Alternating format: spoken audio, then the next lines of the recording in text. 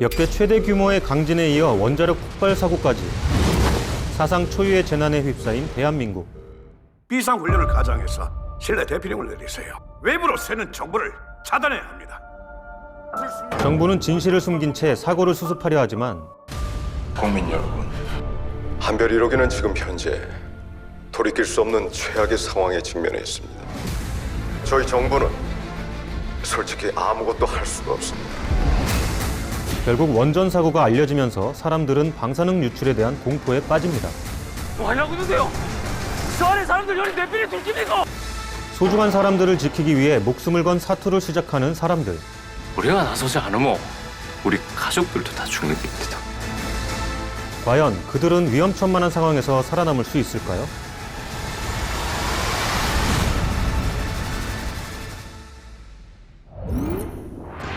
오늘 소개할 영화는 한반도 역사상 최악의 재난을 다룬 영화 판도라입니다. 판도라는 영화 연가시로 대한민국을 감염 공포로 밀어 넣었던 박정우 감독의 신작인데요.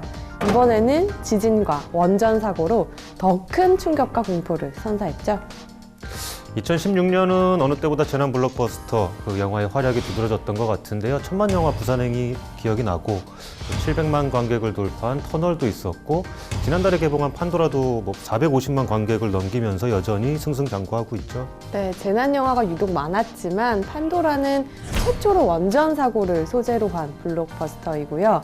이 안에 거대한 스케일과 휴머니즘까지 담아내려고 고군분투한 영화입니다. 우리 선생님이 그러는데 뭐라 카더라.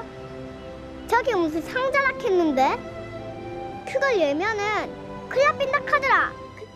판도라는 그리스 신화에 등장하는 최초의 여성으로 알고 있는데요. 열지 말았어야 할 상자를 열어서 인류에게 재앙을 안겨준 이야기죠. 네, 이 영화를 보면 그 판도라라는 이름의 의미를 좀 더 절실하게 느끼실 수 있을 것 같아요. 원전 재난 블록버스터 판도라 지금부터 더 자세히 살펴보도록 하겠습니다. 불길한 기운이 감돌던 어느 날 진도 6.5의 강진이 월촌리를 강타하고 뭐 어떻게 된 거야? 지진 때문에 원자력 냉각계통 2호기 57번 밸브에서 균열이 생기고 있습니다. 원자로의 냉각제 수위가 너무 낮아졌습니다. 냉각성 온도가 급상승하고 있어요. 40년째 가동 중이던 한별 1호기는 충격을 버티지 못하고 폭발해 버립니다.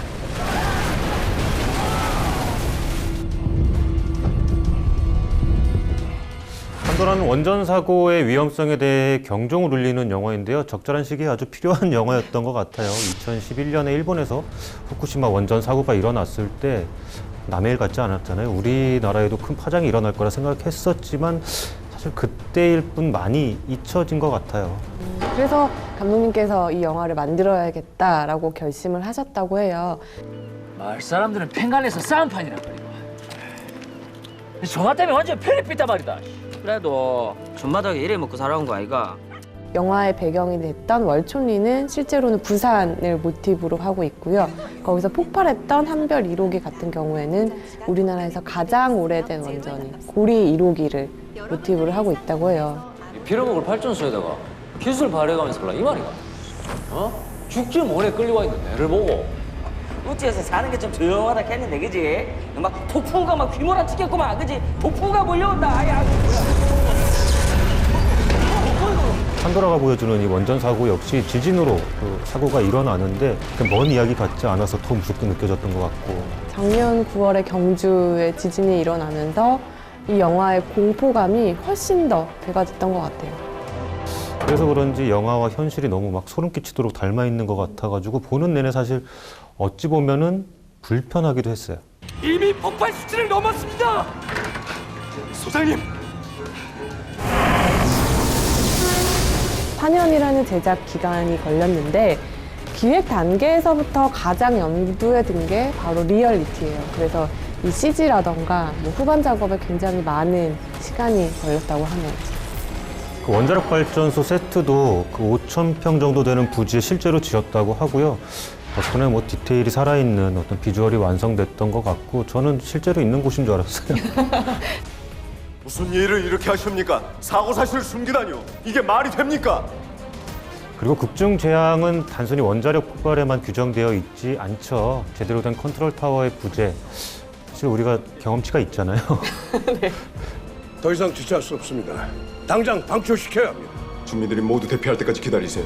고작 17,000명 때문에 5천만 전 국민을 위험에 빠뜨리게 할 작정이십니까? 그리고 그 눈앞의 이익에 급급해서 시민들의 목숨, 이 죽어가는 것을 방치하는 총리, 그리고 그와의 권력 다툼으로 인해서 할 말을 제대로 하지 못하고 있는 대통령. 아, 고구마가 그냥. 영화에 나오는 대사들이 그래서 굉장히 좀 마음을 답답하게 했던 것 같아요. 이런 상황을 대비한 대피 계획이 있을 거 아닙니까? 그런 건 없습니다. 기억에 남는 대사가 대통령이 뭐 컨트롤 타워나 시스템 이런 거 없냐 이랬더니 그 수뇌부 중에 한 명이 되게 담담하게 그런 건 없습니다라고 하는데 정말 억장이 무너지더라고요. 저는 이 영화의 대사가 이 영화에 가진 힘이라고 생각해요. 그러니까 좀 어떻게 보면 누군가에게는 되게 설명적으로 들리고 웅변처럼 들리기도 한데 그게 일관성 있게 그렇게 대사가 펼쳐지니까 오히려 이 영화의 힘처럼 느껴지고 아 이렇게 말해주고 싶구나 어떤 감독의 의도가 명확하게 느껴지더라고요. 걷잡을 수 없이 퍼지는 방사능 공포로 공황 상태에 빠진 대한민국. 그리고 방사능 수치가 이미 300을 넘었습니다. 저 안에 훨씬 더 높을 거고요. 완전 무장하고 들어가도 비폭을 막지 못합니다. 구조 작업이 지연되는 사고 현장. 뭡니까? 뭐 하려고 있는데요? 저 안에 사람들 열이 몇 배를 들킵니까? 지금 우리도 최선을 다하고 있어요. 제역은 남은 동료들을 위해 위험을 무릅쓰고 재난 현장 속으로 뛰어듭니다. 영화는 대한민국 초유의 재난을 견뎌내는 평범한 사람들의 이야기인데 그 중심에 재혁이라는 캐릭터가 있죠. 이 원자력 발전소의 설비 기술자로 일하는 인물인데 김남길 씨가 아주 열심히 캐릭터를 소화해내셨죠. 난 그 이름만 들어도 울돈에게 더 경기를 일으킨다는 숭악성 있지 않아 있어. 나 누구랑 얘기하니? 그동안 참 많은 작품에서 활약을 펼쳤어요. 해적, 바다로 간 산적도 있고. 위에 학교 있을 때 날 이렇게 했거든.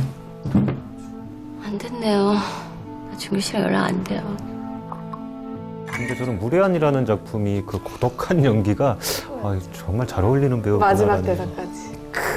여기라서 제가 보여드릴 순 없고. 아무튼 좀 힘있는 배우가 된 것 같아요. 갈수록 더.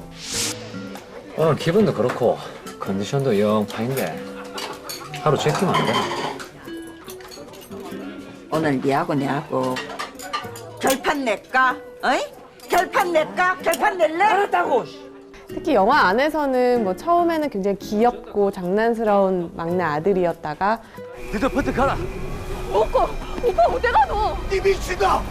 거길 와 다시 기드가로! 후반에는 또 사람들을 구해내야 하는 그런 막중한 임무와 책임감을 느끼는 인물로 굉장히 다양한 모습들을 깊이 있게 보여주고 있어요.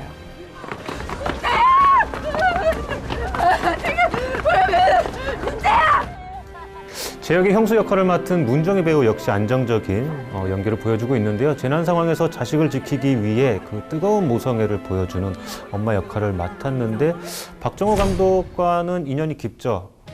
바람의 전설, 쏜다, 연가시까지 이번 작품 4작품째네요. 같이 하고 있는데 박정호 감독의 페르소나라는 말을 듣고 있어요. 또 페르소나 하면 김명민 배우를 빼놓을 수 없겠죠. 그 최악의 재난 앞에 무기력한 그 대통령을 연기했는데 당신 왜 이러고 있어요? 당신이 이러고 있으면 어떡해요? 내가 할 수 있는 게 아무것도 없는데 나보고 뭘 어쩌란 말이야. 끝까지 그렇게 무기력한 모습을 보여줘서 어떻게 보면 거기에서 또 리얼리티가 있었던 것 같아요. 굉장히 정의로운 사람인데 아무것도 안 해. 그래서 오히려 새롭게 느껴졌던 캐릭터였던 것 같기도 해요. 사실 영화에서 가장 사람들의 마음을 답답하게 했던 악역은 이경영 씨가 아닐까 싶어요. 여기서 발전소가 폭발했다고 발표하고 국가 재난 사태를 선포할까요? 홍제 블록으로 좀비들처럼 날뛰는 수백 수천만의 사람들, 그런 지역을 보고 싶으신 겁니까? 몇 안 되는 사람 살리자고 이런 뭐 자원이라던가 이런 거 낭비할 수 없다라는 논지를 가진 인물인데 그걸 보면서 많은 분들이 굉장히 분통을 터뜨리셨을 것 같아요. 아마 영화를 보는 우리 대다수의 사람들은 그 몇 안 되는 사람에 들어갈 거기 때문에 그게 더 공분을 자아냈던 것 같아요. 또 또 이런 캐릭터 때문에 정의로운 캐릭터가 또 살아나는 법이기도 하죠. 원자력 발전소 소장 역할을 맡은 정진영 씨도 굉장히 인상적인 연기를 보여줬는데요. 어디서 누가 부상자 더 없나? 상태가 모두 지옥입니다, 지옥. 어디 가려고 하지 않죠. 재난 현장을 끝까지 지키는 그 책임감 있는 어른의 모습을 보여줬습니다. 너희들은 이래 사는 게 좋나? 넌 좋아서 사나? 그냥 뭐 팔자다 가고 사는 기지, 그지? 김대명 씨 캐릭터도 참 좋았거든요. 제 역의 친구들 중에 한 명이지만 눈에 띄는 듯 띄지 않는 듯 결국에는 사람들을 위해서 자신을 희생하는 모습까지 보여주는데 김대명 씨가 굉장히 톤 조절을 잘했던 것 같아요. 너무 오버하지도 않고 그렇다고 존재감이 떨어지지도 않고. 다른 사람들은 몰라도 난 다 알아요. 랑첸 대령이 무슨 생각이었고 어떤 사람이었는지 뼛속까지 다 안다고 내가. 그동안에 량첸 살인기나 다른 영화 드라마에서 보여줬던 내공들이 이 영화에서도 보였던 것 같아요. 무조건 살아서 돌아온나? 그래가 몇 달이 됐던 내랑 같이 있다가 오빠 없어도 잘 살게 만들어 놓고 가야 한다. 그리고 어느 정도 예상은 했겠지만 눈물샘을 자극하는 장면이 너무 많아요. 이걸 심파라고 하는 분들도 있겠지만 많은 부분에서 과거의 일들, 우리 국민이 다 겪었던 아픈 사고들이 자꾸 떠올라서 어떻게 보면 이 재난을 구경하는 게 아니라 2시간 동안 고스란히 체험하게 만들었던 영화였던 것 같아요. 지금까지 영화 판도라 함께 하셨는데요. 기자님이 생각하시는 이 영화의 시청 포인트는 뭐가 있을까요?